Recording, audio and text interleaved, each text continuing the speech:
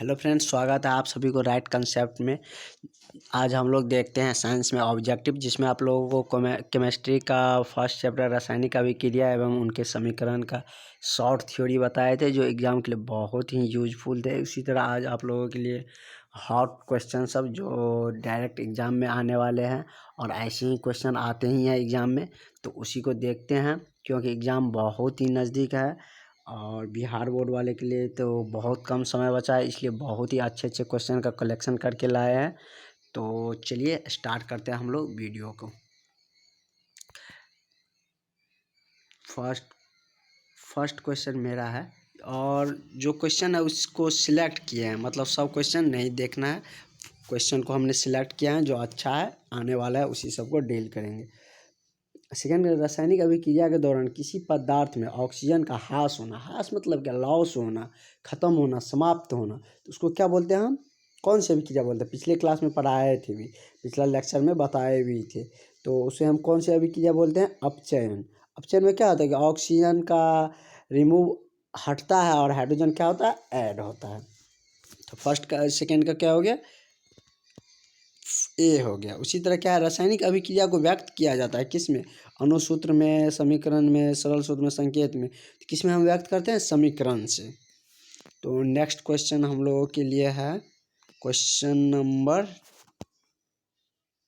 3 तो हो गया। अब देखते हैं हम लोग क्वेश्चन नंबर 12।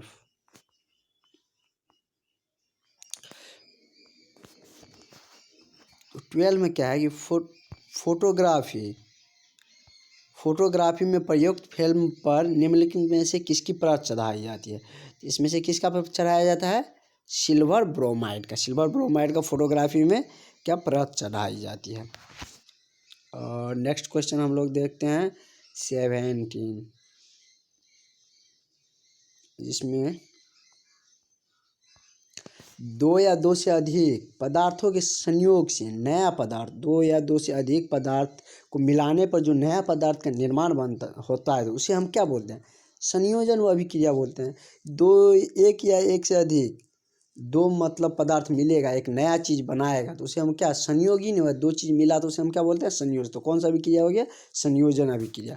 उसी तरह क्वेश्चन नंबर 18 देखते हैं, किसी अभिक्रिया में बड़े अणु जब छोटे अणु में टूटता है, मतलब टूटेगा तो अलग होगा, अलग होगा तो बिछड़ेगा, तो उसे हम क्या बोलेंगे? हम वियोजन। वियोजन मतलब क्या होता है? बिछड़ना। संयोजन मतलब योग होता है। नेक्स्ट देखते हैं संगमरमर के अणुसूत्र। संगमरमर क्या होता है? CaCO3। इसको याद रखिएगा, संगमरमर का अणुसूत्र क्या होता है? CaCO3। और नेक्स्ट देखते हैं हम लोग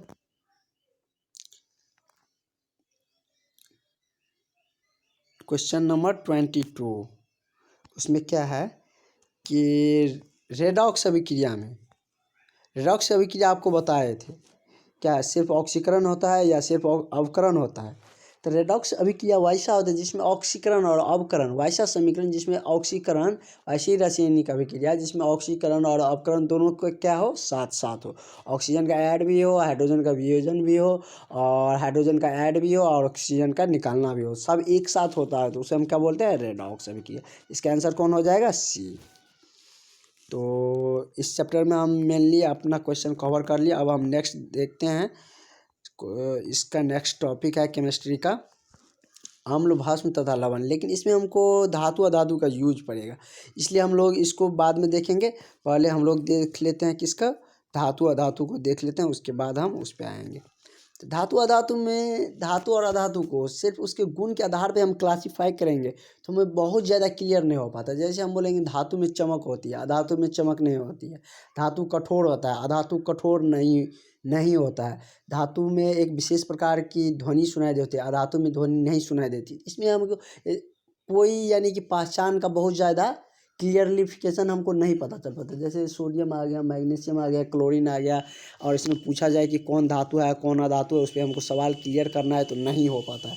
इसलिए हम इसको हम क्या चीज़ से पीरियडिक टेबल के ग्रुप से डिफाइन किया। उसमें तत्व लिखा रहता है, आप लोग पीरियडिक टेबल देखे होंगे, नहीं होगा तो आप लोग निकाल लीजिएगा। बुक में दिया हुआ 5वां चैप्टर जो है केमिस्ट्री का, तत्वों का वर्गीकरण, उसमें दिया हुआ है, अब देख लीजिए। क्या है कि धातु कहाँ होता है ज़्यादातर? किसको बोलते हैं? एस ग्रुप को ज़्यादातर एलिमेंट है, सिर्फ हाइड्रोजन और नीचे वाला फ्रांसियम सबको छोड़ के क्या हो जाता है, सभी क्या होता है, धातु होता है। पी का कुछ धातु होता है और कुछ अधातु क्या है जो एग्जाम्पल में भी है। और नीचे वाला जो होता है ना सो अधातु होता है पी ग्रुप में, और ऊपर से जो होता है ऑक्सीजन के ऊपर वाला सब वो सब क्या होता है, धातु होता है। नीचे में भी कुछ धातु होता है। और डी में ज़्यादातर क्या होता है, धातु ही होता है। जैसे सोडियम पहला ग्रुप, मैग्नीशियम दूसरा ग्रुप का है, एस ब्लॉक का है, एस ग्रुप के हैं तो वो क्या है, धातु है। एल्युमिनियम भी धातु है।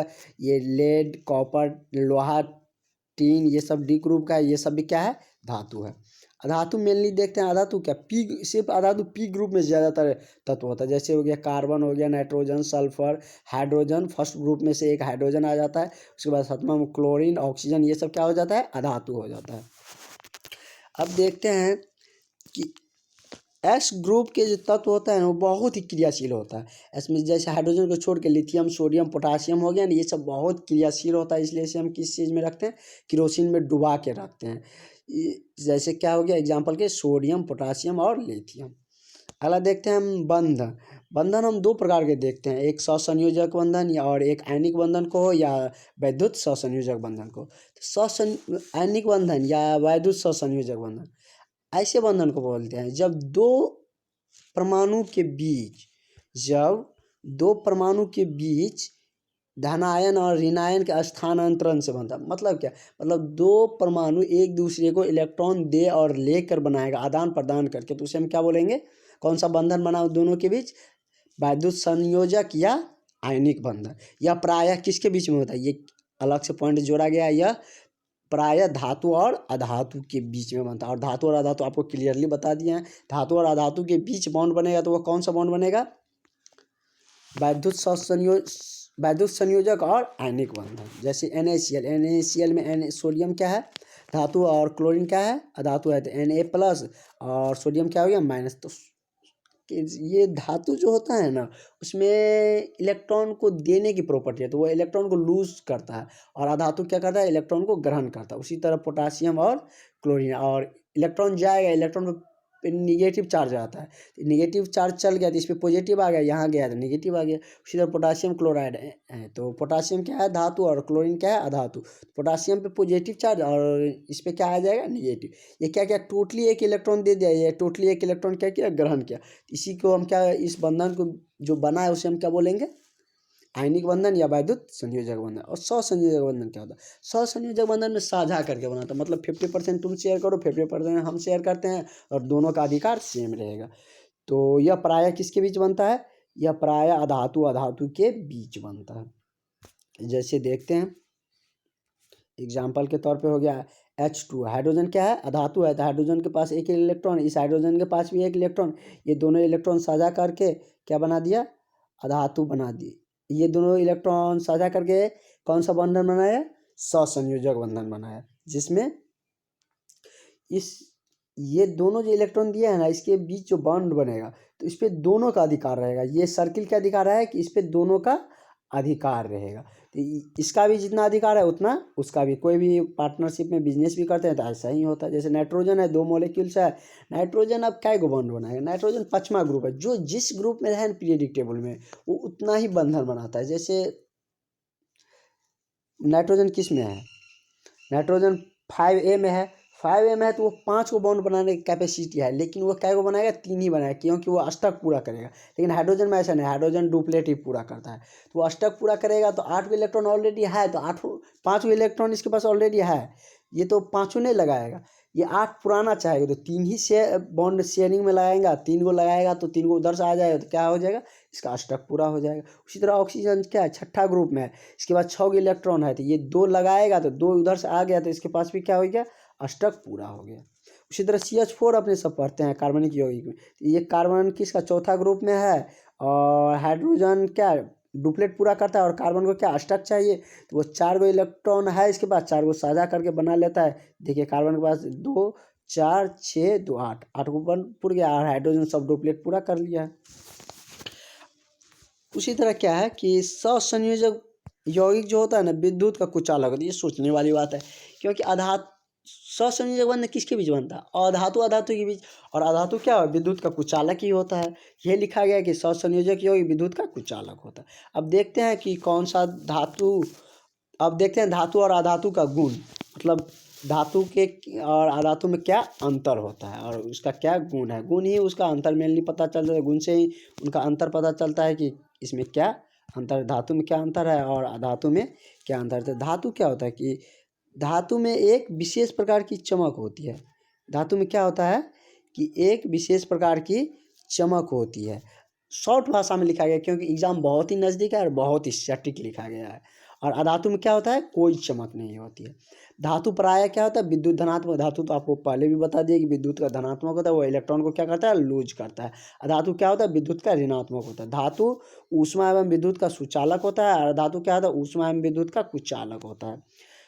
यानी कि मतलब कि अधातु से इलेक्ट्रॉन विद्युत धारा प्रभावित नहीं होगा, लेकिन अपवाद में क्या है? ग्रेफाइट, ग्रेफाइट से विद्युत धारा प्रभावित होता है। एक चीज़ इसमें छूट गया, धातु कठोर होता है और अधातु क्या होता है? अधातु कठोर नहीं होता है। अब देखते हैं कि धातु, कौन सी धातु हमें कहाँ से प्राप्त होती है। जैसे एल्युमिनियम है, तो एल्युमिनियम हमें कहाँ से मिलती है? बॉक्साइट से। उसका खनिज है जिससे हमें प्राप्त होता है, उसको हम क्या बोलते हैं? बॉक्साइट। जिंक कहाँ से मिलता है? जिंक ब्लेड से। कैल्शियम जिप्सम से है। आयरन हेमाटाइट से। कॉपर पायराइट कहाँ से मिलता है हमें? तांबा कहाँ से मिलता है? कॉपर पायराइट से। अब ये हम मेनली थ्योरी जो था, जो ऑब्जेक्टिव बनाने के लिए हमें यूजफुल है, वो हमने देख लिया। अब ऑब्जेक्टिव पे चलते हैं और डील करते हैं कुछ अच्छे अच्छे ऑब्जेक्टिव को। जैसे इसी पहले क्वेश्चन में है कि निम्नलिखित में से कौन से धातु है, तो क्या है कि ये सिल्वर है, ये सोडियम है, तो दोनों हमको क्या दिख रहा है? धातु। दोनों क्या दिख रहा है? धातु दिख रहा है। और इसका ऑप्शन देखते हैं। इसका अगला ऑप्शन क्या है? एल्युमिनियम। एल्युमिनियम भी धातु है और डी में क्या है? सभी, तो सभी हो गया। और सेकंड, क्वेश्चन नंबर सेकंड देखते हैं। निम्नलिखित में से कौन अधातु है? निम्नलिखित में से कौन अधातु है? कार्बन, एल्युमिनियम, सोडियम, कैल्शियम, ये सभी धातु है। कार्बन क्या है? अधातु है। तो ये भी हो गया। नेक्स्ट 3 देखते हैं कि कौन सी धातु नहीं है। कौन सा धातु नहीं है? कॉपर, लोहा, ऑक्सीजन और लेड। लोहा भी धातु होता है, लेड भी धातु होता है, कॉपर भी धातु होता है, ऑक्सीजन क्या होता है? अधातु होता है। चलिए अब नेक्स्ट क्वेश्चन डिस्कस करते हैं। क्वेश्चन नंबर 5, जो अच्छा अच्छा क्वेश्चन है वही सब डील करेंगे क्योंकि अब बहुत ज़्यादा समय नहीं है। निम्नलिखित में से कौन सा अयस्क हमें तांबा से प्राप्त होता है? तांबा में किस चीज़ से मिलता है? बॉक्साइट से। और नेक्स्ट क्वेश्चन, क्वेश्चन नंबर 6 देखते हैं। क्वेश्चन नंबर 6 क्या बोल रहा है? क्वेश्चन नंबर 6 में है कि निम्न में से कौन धातु का विद्युत का सुचालक होता है? निम्नलिखित में से कौन विद्युत का सुचालक होता है? Iodine, carbon, sulphur, graphite.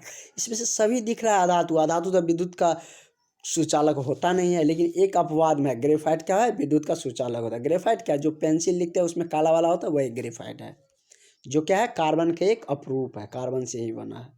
अब बंधन वाला, कौन कितना बंधन बनाएगा? हाइड्रोजन के 2 परमाणु मिलकर कितने आबंध बनाएंगे? जैसे हाइड्रोजन है, 2 परमाणु है, तो 2 परमाणु है हाइड्रोजन का, तो एक इसके पास इलेक्ट्रॉन है, एक इसके पास है, तो दोनों क्या करेगा? साझा करके एक बॉन्ड बना देगा। तो क्या बंधन बनाया? एकल बंधन बनाया। उसी तरह है निम्नलिखित में से 8वां क्वेश्चन है, निम्नलिखित में से विद्युत का सर्वोत्तम चालक कौन सा है? सबसे अच्छा विद्युत धारा प्रभावित कौन करता है? सोना, चांदी, ग्रेफाइट, कॉपर। तो सबसे ज़्यादा विद्युत धारा कौन प्रभावित करता है? चांदी। लेकिन हम लोग बिजली के खंभों पर देखते हैं चांदी का वायर नहीं रहता है, तो चांदी के वायर हम लोग क्यों नहीं यूज करते? क्योंकि हमें ज़्यादा कॉस्टली हो जाएगा, ज़्यादा महंगा हो जाएगा और चोरी का भी ज़्यादा चांसेस रहेगा, इसलिए हम लोग इसका यूज बहुत ही कम करते हैं, मतलब इंडस्ट्री वगैरह में करते हैं जहाँ पे ज़्यादा इलेक्ट्रिसिटी का ज़रूरत होता है। नेक्स्ट क्वेश्चन देखते हैं। निम्नलिखित में से कौन आयनिक यौगिक है?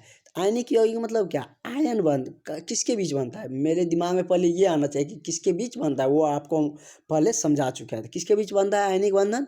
धातु और अधातु बीच। अब हम इसमें क्या खोजना है? एक धातु और एक अधातु। तो इस दोनों में क्या? ऑक्सीजन और नाइट्रोजन दोनों अधातु है।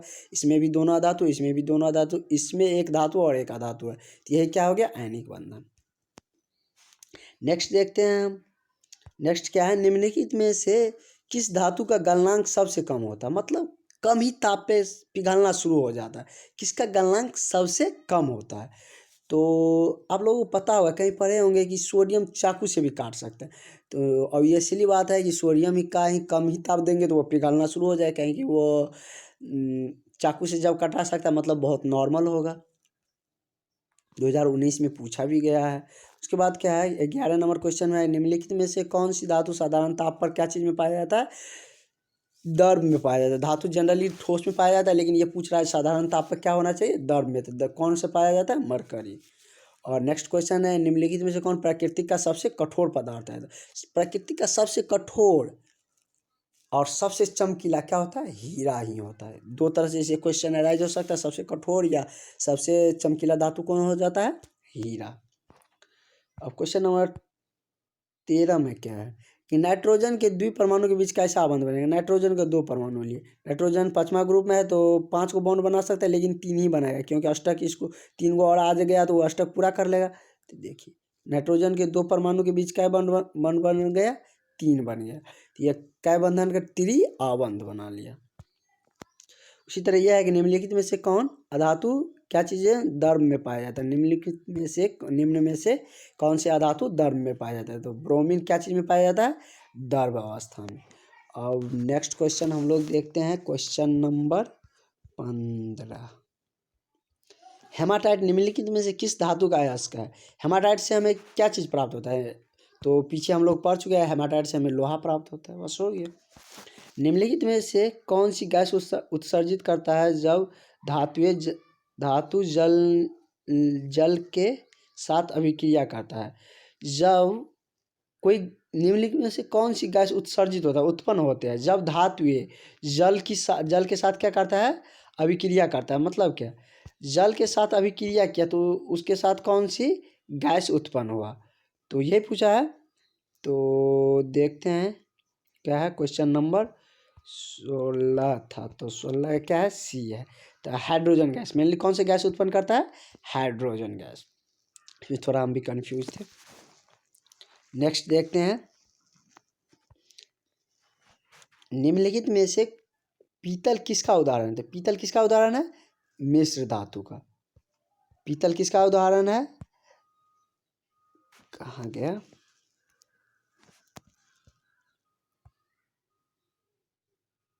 अठारह नंबर क्वेश्चन था कि पीतल निम्नलिखित में से किसका उदाहरण है? यौगिक का, धातु का या मिश्र धातु का? पीतल किसका है? मिश्र धातु का। धातुओं की प्रकृति कैसे होती है? विद्युत धनात्मक, ऋणात्मक, उदासीन और इनमें से कोई नहीं। तो आपको बता दिया कि धातु क्या करता है? इलेक्ट्रॉन को लॉस करता है। इलेक्ट्रॉन नेगेटिव चार्ज होता है, यदि वो गया तो उस पर पॉजिटिव आएगा, विद्युत धनात्मक होता है।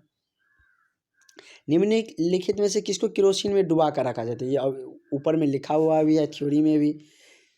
तो लिथियम, सोडियम, पोटासियम, तो सभी को रखा जाता है। निम्नलिखित में से कौन सबसे अधिक क्रियाशील धातु है? निम्नलिखित में से कौन से सबसे अधिक क्रियाशील धातु है? 2018 में पूछा गया, पोटासियम होता है। अब कितने कैरेट का सोना आभूषण बनाने में काम आता है? आभूषण का मतलब क्या? आभूषण का मतलब सजावटी चीज़ें, जैसे गर्ल्स सब पहनती है, कान में, नाक में जो झुमका सब पहनती है, तो वो सब क्या है कि सजावटी आभूषण का चीज़ है। तो कितना कैरेट का यूज होता है? मेनली 24 कैरेट का जो होता है ना, वो बहुत ही शुद्ध सोना माना जाता है, लेकिन उसको हम नहीं बना सकते आभूषण। उसको जैसे मन वैसे मोड़ नहीं सकते, क्योंकि उसमें फ्रैक्चर आ जाएगा, टूटने की ज़्यादा चांसेस ज़्यादा है। इसलिए वो हम उसमें क्या करते हैं, कुछ मिलावट करके 22 कैरेट का ही यूज करते हैं। यदि आप लोग गर्ल्स वगैरह ये पढ़ेंगे तभी नहीं जान पाएंगे कि यदि ज्वेलरी शॉप पे गए, वो 20 कैरेट को बना के दे रखा है कि उस पर मार्क लिखा रहा था कितना कैरेट का है, तो आप उसको बोलिएगा कि नहीं, हमें 22 कैरेट का ही बना के दीजिए, क्योंकि 22 कैरेट का ही असली सोना माना जाता है आभूषण के लिए। अब नेक्स्ट क्वेश्चन है कि सबसे तन्य धातु कौन सी है? मतलब तन्य मतलब क्या है कि जिसको हम तार की तरह लंबा कर सकते हैं, मतलब पीट के या जैसे भी उसको हम तार की तरह लंबा कर सकते हैं। तो ऐसे कौन सा धातु है जिसमें सबसे ज़्यादा तन्य की प्रॉपर्टी है? तो कॉपर, एल्युमिनियम, आयरन, लोहा। तो लोहा में सबसे ज़्यादा तन्यता होता है, उसको कितना भी पीटो ना वो बहुत ज़्यादा पतला होते जाएगा। कॉपर सबको, एल्युमिनियम सबको ज़्यादा पीटिएगा तो वो टूट जाएगा, लेकिन ये सोना नहीं टूटता है। मरकरी, पारा किस अयस्क से मिलता है हमें? यह सिनेवार से हमें प्राप्त होता है। किससे प्राप्त होता है? पारा हमें क्या चीज़ से प्राप्त होता है? सिनेवार से। तो नेक्स्ट क्वेश्चन देखते हैं हम लोग, क्वेश्चन नंबर 27। किस धातु को जल में डुबा के रखता है? और ये तो देख लिए केरोसिन में डुबाने वाला। अब है कि जल में किसको डुबा के रखते हैं? तो जल में हम लोग किसको रखते हैं? श्वेत फास्फोरस को। लोग फास्फोरस से हमें याद आया कि फास्फोरस एक चमक भी होती है, लाइटिंग भी होती है। जैसे गांव में आप लोग कुछ कहानियां सुनते होंगे कि हम भूत देखे हैं, आग का ज्वाला देखे हैं, तो जिसे हम भूत माना जाता है जनरली। और जब ज़्यादा जलाया जाता है तो उस समय में ज़्यादा देखने को मिलता है, क्योंकि आदमी के शरीर में फास्फोरस पाया जाता है। जब वो एक जगह आता है जलने के बाद तो उसमें एक लाइटिंग होता है। यदि वो उड़े ऊपर निकलेगा, उससे बाहर आएगा तो उसमें लाइटिंग होता है, तो वही लोग देखता है। तो अंधविश्वास में लोग क्या कहता है कि भूत है। तो चलिए अगला नेक्स्ट देखते हैं हम लोग। नेक्स्ट हम लोग देखते हैं क्वेश्चन नंबर 29। पीतल निम्न में से क्या है? पीतल क्या है? निम्न में से क्या है? धातु है या अधातु है या मिश्र धातु है? तो पीतल क्या है? मिश्र धातु है। चलिए ये हो गया। अब नेक्स्ट देखते हैं हम लोग क्वेश्चन नंबर 31। ऑक्सीजन के दो परमाणु के बीच कितने आबंध बनेगा? ये तो हम बता ही दिए, इसके दो आबंध बनेगा। और निम्न में से कौन आयनिक यौगिक है? तो वो तो अभी भी बताया कि आयनिक यौगिक धातु और अधातु के बीच बनेगा। तो खोजिए इसमें धातु और अधातु कहाँ है। इसमें देखिए, इसमें क्या है, एक कैल्शियम धातु है और क्लोरीन क्या है, अधातु है। तो यही क्या हो गया, आयनिक बंधन बनाएगा। चलिए नेक्स्ट है, वो है कि निम्न में से कौन समुद्री लवण में पाया जाता है? तो निम्न में से कौन समुद्र लवण में पाया जाता है? तो क्या होता है, NaCl। NaCl किस में पाया जाता है? समुद्री लवण में। तो हम लोग मेनली जो क्वेश्चन बोर्ड में फ्रेम किए जाते, पूछे जाते हैं, वो सब देख लिए। यदि आप इतना पढ़ के गए तो आपको ऑब्जेक्टिव का बहुत ज़्यादा क्वेश्चन बन जाएगा। और जिससे बहुत ज़्यादा एक और टॉपिक है जिससे केमिस्ट्री में बहुत ही ज़्यादा क्वेश्चन आता है, कार्बनिक यौगिक। तो उसको हम नेक्स्ट लेक्चर में डील करेंगे और उसको बहुत इससे भी आसान तरीके से बताएंगे कार्बनिक यौगिक में। और उसमें थोड़ा हम लोग पीरियोडिक टेबल भी देखेंगे। यदि आप लोगों को अच्छा लगा हो तो सब्सक्राइब ज़रूर करिएगा और फ्रेंड के साथ शेयर भी करिएगा, क्योंकि उसे भी थोड़ा फ़ायदा हो जाएगा। Thank you for watching.